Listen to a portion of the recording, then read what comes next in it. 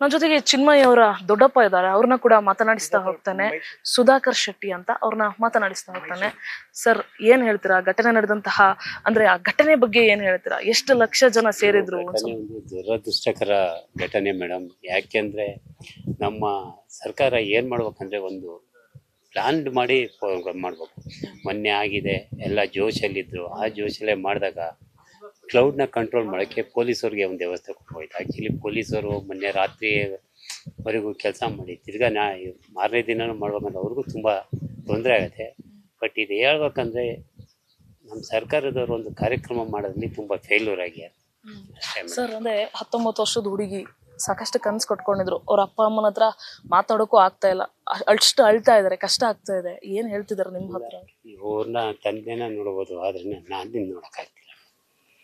ತುಂಬ ಅವರು ಇದಾಗ್ಯಾರೆ, ಡಿಪ್ರೆಷನ್ಗೆ ಹೋಗ್ಯಾರೆ. ಆದಷ್ಟು ಆ ದುಃಖ ಅದು ಹೆಂಗೆ ತಡ್ಕೊಂತಾಳೋ ಗೊತ್ತಿಲ್ಲ. ಆ್ಯಕ್ಚುಲಿ ನಾವು ಊರಿಗೆ ತಗೊಂಡು ಹೋಗ್ಬೇಕಂತಿದ್ದ, ತುಂಬ ದೂರ ಆಗತ್ತೆ. ಅವ್ರನ್ನ ಇನ್ನೂ ನಾವು ಇದು ಮಾಡೋಕ್ಕಾಗ ತೊಂದರೆ ಕೊಡಬಾರ್ದಂತ ಇಲ್ಲೇ ಮಾಡ್ತೀವಿ. ಅಲ್ಲ, ಈ ಥರ ದುರ್ಘಟನೆಗಳು ಮುಂದೆ ಆಗದಿದ್ದಂಗೆ ಸರ್ಕಾರ ಎಚ್ಚೆತ್ಕೊಂಡು ಕ್ರಮ ತಗೊಬೇಕು.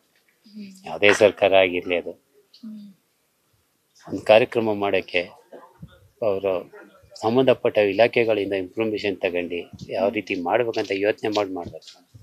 ಇವತ್ತು 11 ಜನ ಮುಗ್ಧ ಜೀವಗಳು ಎಲ್ಲ ಹೆಂಗ್ ಹುಡುಗರೆ ಎಲ್ಲ ಬಾಳ್ ಬದುಕಬೇಕಾದರು. ಅವ್ರ ಅಪ್ಪ ಅಮ್ಮ ಆ ಮಕ್ಳ ಬಗ್ಗೆ ತುಂಬ ಕನಸು ಕಟ್ಕೊಂಡಿದ್ದಾರೆ. ಇವತ್ತು ನಮ್ಮ ಮನೇಲಾಗಿದೆ, ನಮ್ಗೆ ಹಿಂಗೆ ಪಾಪ ಬೇರೆ 11 ಜನ ಮನೇಲಿ ಯಾವ ಥರ ಇರುತ್ತೆ.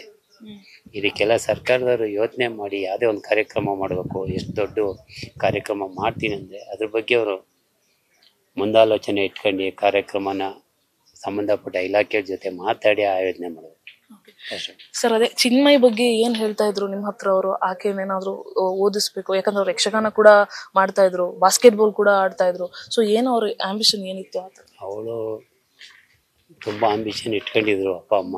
ಯಾಕೆಂದರೆ ನಾನು ಅವಳು ದೊಡ್ಡಪ್ಪ ಆಗಿ ನಾನು ತುಂಬ ಹತ್ರದಿಂದ ನೋಡಿದ್ದೀನಿ. ತುಂಬ ಚೂಟಿಯಾಗಿರೋ ಹುಡುಗಿ. ಓದಿ ಅವಳು ಇಂಜಿನಿಯರ್ ಆಗಬೇಕು ಅಂತಿದ್ದು. ಮಗನೂ ಒಬ್ಬ ಇದ್ದಾನೆ, ಅವನು ಓದಿಯಾನೆ.